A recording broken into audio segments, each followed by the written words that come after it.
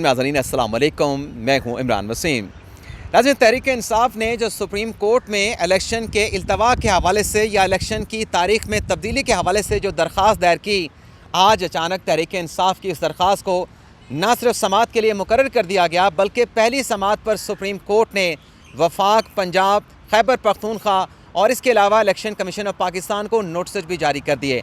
आज की अदालती समाअत में तहरीक इंसाफ के वकील बैरिस्टर अली ज़फ़र ने जब अदालत से ये कहा कि वो सुप्रीम कोर्ट के 8 मार्च के फ़ैसले के ऊपर अमल दरामद चाहते हैं, तो जस्टिस जमाल खान मंदुखेल ने उनसे सवाल किया कि सुप्रीम कोर्ट के किस फ़ैसले के ऊपर आप अमल दरामद करवाना चाहते हैं। जिस फ़ैसले की आप बात कर रहे हैं, जिस फ़ैसले की आप निशानदेही कर रहे हैं, सुप्रीम कोर्ट का वो फ़ैसला किधर है? सुप्रीम कोर्ट का वो फ़ैसला दिखाएँ। तो इसके बाद चीफ जस्टिस ने कुछ अहम रिमार्क्स दिए आज की अदालती कार्रवाई, और जो जज साहबान ने रिमार्क्स दिए, बल्कि जो रिमार्क्स में एक स्प्लिट देखा गया, उस हवाले से भी हसन अयूब से जानने की कोशिश करेंगे।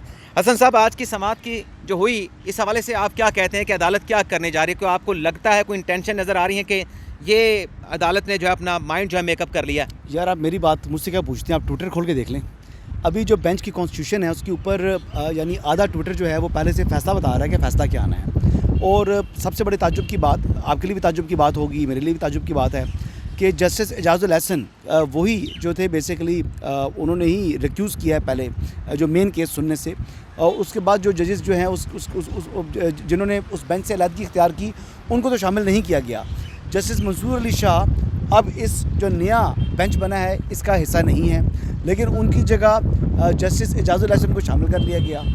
आप थोड़ा सा मुझे ये क्लियर करके बताएं कि आप कहना क्या चाह रहे हैं। ये नई पटिशन है, ये नई पटिशन जरूर है, लेकिन ये नया बेंच बना है, ये नया बेंच बना है, लेकिन मामला तो वही है ना जो अली ज़फ़र साहब आज फरमा रहे थे कि मैं अदालत के फैसले पर अमल दरामद के लिए आया हूँ। ठीक है, अगर तो वो अदालत का फैसला अमल दरामद हो चुका है तो फिर पटिशन क्या है, और उस पर अगर अमल दरामद नहीं हुआ तो फिर तो आपकी बात अगर को अमल मैं दरामद क्लियर नहीं कर हुआ, देता हूं। हाँ, अगर अमल दरामद नहीं हुआ, ये कह रहे हैं कि वो फैसला जिस केस के अंदर जस्टिस इजाजुल हसन पे एतराज उठाया गया जी, और वो बेंच से रिक्यूज कर गए, उस फैसले के अगर इम्प्लीमेंटेशन के लिए ये तहरीक इंसाफ आई है, तो उस फैसले के अमल दरामद होने के मामले पर जस्टिस इजाजुल हसन कैसे बैठ सकते हैं? बेंच में खुद क्यों बेंच में कैसे बैठ सकते हैं? पहले इन्होंने खुद ही इनकार किया था और अब फिर जो है वो बेंच में उनको जो है शामिल किया चीफ जस्टिस ने।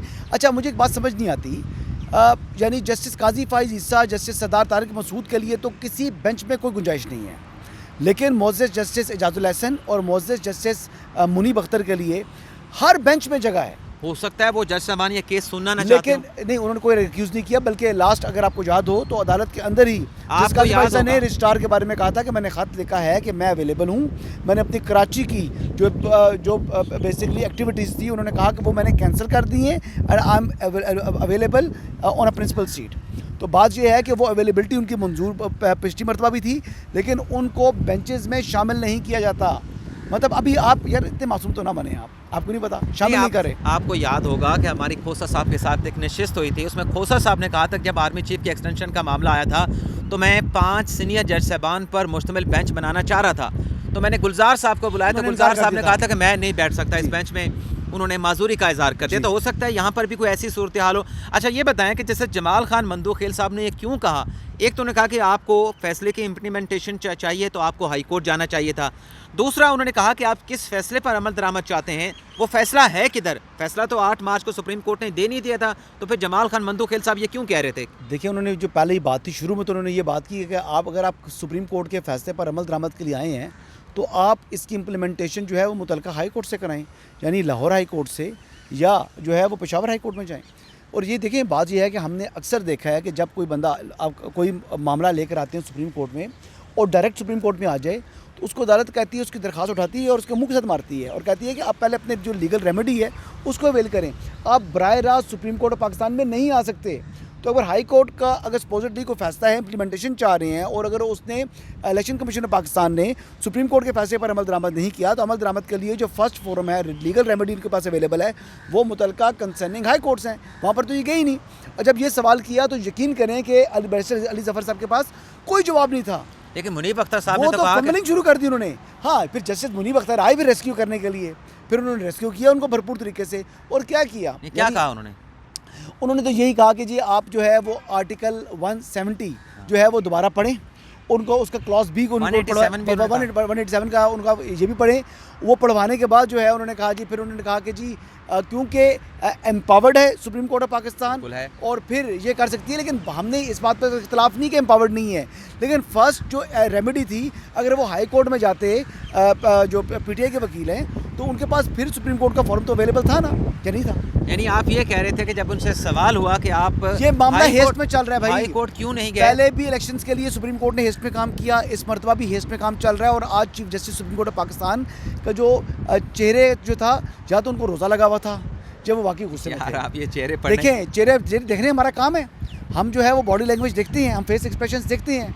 आपने देखा नहीं चीफ जस्टिस के जो एक्सप्रेशंस थे, माथे पर बल जो है उनका सारा बातें आ रहा था। आपने तो बड़ी अच्छी बात की कि दोनों साइड से हमें यकीन दहानी चाहिए अगर ये इलेक्शन करवाना चाहते हैं, और वो पीसफुल होने चाहिए, साफ शफाफ होने चाहिए। और उन्होंने ये भी कहा कि जो आइन है उसका मतलब ये नहीं कि सिर्फ हुकूमतें बनानी है, हुकूमतें गिरानी है, उसका एक मकसद ये भी है कि एक अच्छी गवर्नेंस वाली हुकूमत भी आवाम को मिले और आवाम के लिए आसानियाँ पैदा हों, आवाम के लिए पीसफुल माहौल हो, अच्छी गवर्नेंस हो।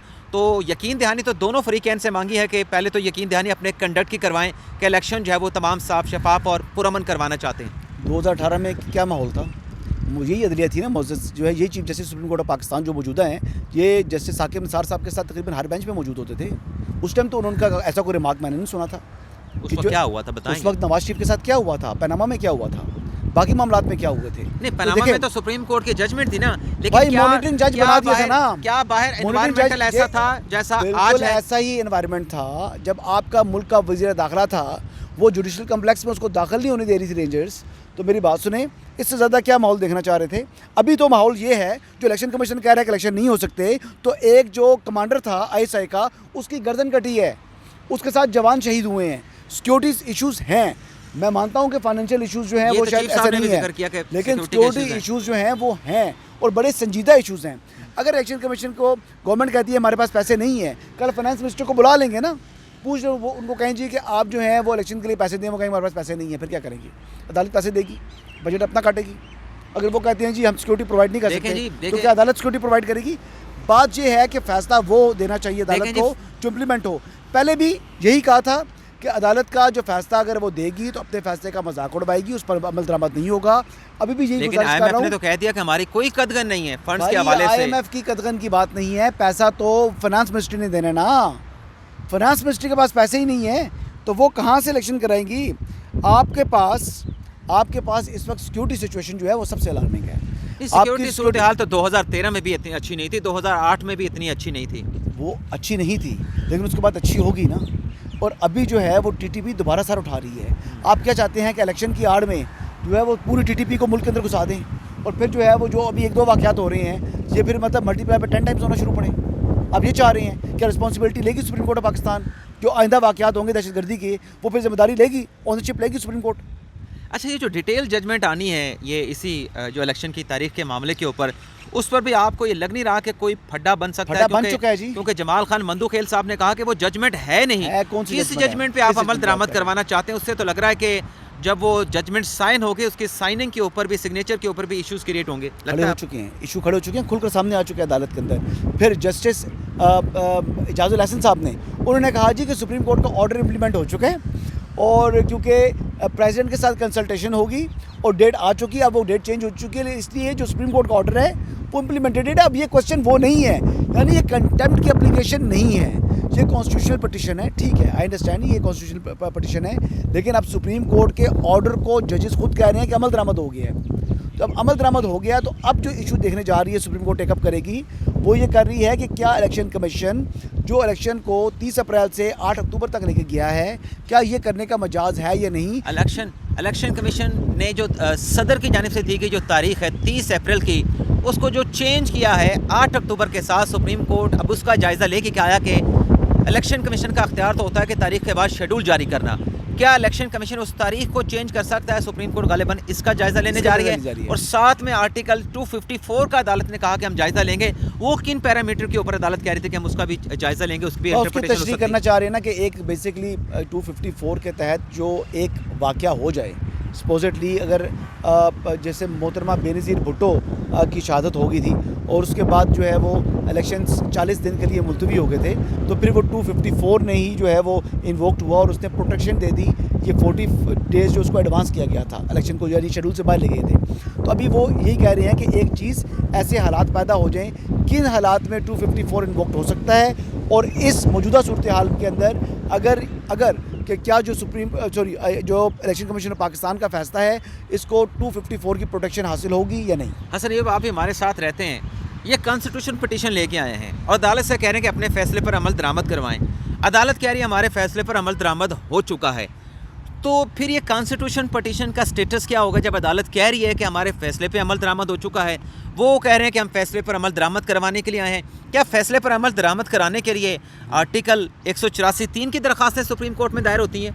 यार बात ये है कि 184(3) की एप्लीकेशन 199 में नहीं जाना चाहिए था हाई कोर्ट में? सर 199 ही पहली जो जगह तो बनती थी, जो लीगल रेमेडी इनको चाहिए थी, वो 199 में जाना चाहिए था, लेकिन ये वहाँ पर नहीं गए। अब ये सुप्रीम कोर्ट में आ गए हैं, लेकिन सुप्रीम कोर्ट भी तो आज नोटिस कर दिया ना, काबिल समाअत करार दे दी है। सुप्रीम कोर्ट भी तो ये नहीं कह रही, सुप्रीम कोर्ट भी कह रही है कि आ जाओ, वेलकम। यानी ये किसी और का केस हो, आम लिटिगेंट का, उसको उठाकर यहाँ से बाहर फेंकते हैं। यार उसकी एंट्री यहाँ पर बड़ा मसला हो जाता है, लेकिन जहाँ तो एक आम लिटिगेंट को यहाँ पर सुप्रीम कोर्ट के अंदर आने के लिए धक्के खाने पड़ते हैं। हाँ, किस बात आपकी मेरे साथ बहस हो जाएगी। ये कॉन्स्टिट्यूशनल मैटर तो है, इलेक्शन नहीं हो रहा, तो सूबे के अवाम के बुनियादी हकूक तो हैं, अवामी दिलचस्पी का इशू तो है, अवामी मफाद आमा का इशू तो है, तो ज़ाहिर सी बात है कि आइन ने दस्तक तो दी है, तो फिर अदालत सुने को तो सही। अभी भी मौलवी तमीज़ुद्दीन ही आगे खड़ा हुआ है ना, अभी सप्तान खान की पिटीशन है ना, तो वही मौलवी तमीज़ुद्दीन उन्हीं को फरमा रहे थे ना, मोहतरम chief justice supreme court Pakistan. जो 90 दिन का तकाजा था, वो 90 दिन का टाइम गुजर चुका है। जो 90 दिन के अंदर इलेक्शन होने थे, वो टाइम गुजर चुका है। वो प्रेसिडेंट की डेट खत्म हो चुकी है जी, वो तारीख गुजर चुकी है। आज क्या तारीख है? 14 अप्रैल को खत्म होगी। 14 अप्रैल को नहीं, 7 अप्रैल को खत्म होगी। 14 अप्रैल को खत्म हो जाएगी, लेकिन ये तो 30 अप्रैल को इलेक्शन थे ना, जो प्रेसिडेंट ने कहा था। हाँ जी, तो 54 डेज तो चाहिए ना आपको इलेक्शन कराने के लिए। तो देखो तैयारी नहीं थी इलेक्शन कमीशन की, इवन के PTI को भी पता था इलेक्शन नहीं हो रहे, ये पाकिस्तान तहरीक इंसाफ को भी पता था इलेक्शन नहीं हो रहे।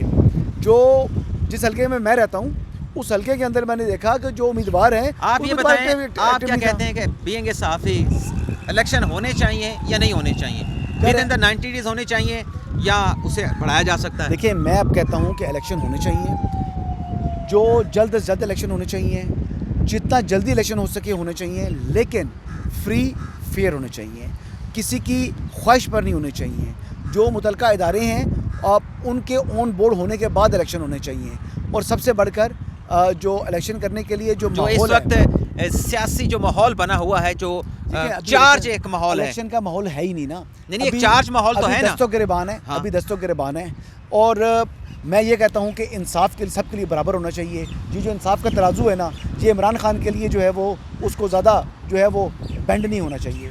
नहीं, आप ये कह रहे हैं कि आइन की दस्तक अगर इमरान खान आके दे, चलें आप टेकअप कर लें। बाकी भी मैटर हैं ऐसे, बाकी को भी देखिए, जहाँ पर आइन आके दस्तक देता है, लेकिन वहाँ पे दस्तक जो है वो, देखिए तलाल चौधरी के ऊपर तौहीन अदालत लगी थी। हाँ। ठीक है, तो 100 मोटो रिव्यू ले सकती है ना, उसकी नाइली ख़त्म कर सकती है सुप्रीम कोर्ट। दानियाल अजीज़ की अगर गलत हो गई थी, तो यहाँ पर 100 मोटो ले लिया था इंतखाबात के लिए, तो अदलिया के ऊपर सवाल था ना, तो 100 मोटो रिव्यू ले लेते ना। 100 जजेस भी तो 100 मोटो रिव्यू ले सकती थी यार। 2 जजेस अभी अपॉइंट होने हैं, 2 जजेस सुप्रीम कोर्ट में अपॉइंट होने हैं, 2 सीटें खाली। मैं बता रहा हूँ ना कि वो कॉन्स्टिट्यूशन एप्लीकेशन नहीं है, वो आइन की दस्तक नहीं है। हाँ, वो भी नहीं है, लेकिन देखें 100 मोटो रिव्यू नहीं ले सकते दानियाल के लिए, तलाल के लिए, निहाल के लिए। ठीक है, लेकिन 25 मई को आज 10 माह हो चुके हैं जो तौहीन अदालत हुई थी, सुप्रीम कोर्ट के ऑर्डर की वायलेशन हुई थी, वो पसे पुश्त है। वो जो रिपोर्ट्स आई थी वो सुप्रीम कोर्ट में जमा है, लेकिन वो आज फाइल्ड हैं, लेकिन वो दाखिल दफ्तर हुई है। मुझे लग रहा है कि इस केस से कोई अच्छा रास्ता निकलेगा। अल्लाह करे अच्छा रास्ता निकलेगा, और अल्लाह करे ऐसे ही हो। मुझे लगता है कि अच्छा रास्ता, लेकिन आज मेरे ख्याल से पार्लियामेंट से कोई जवाब आएगा, वो देखते हैं। अल्लाह हाफिज़।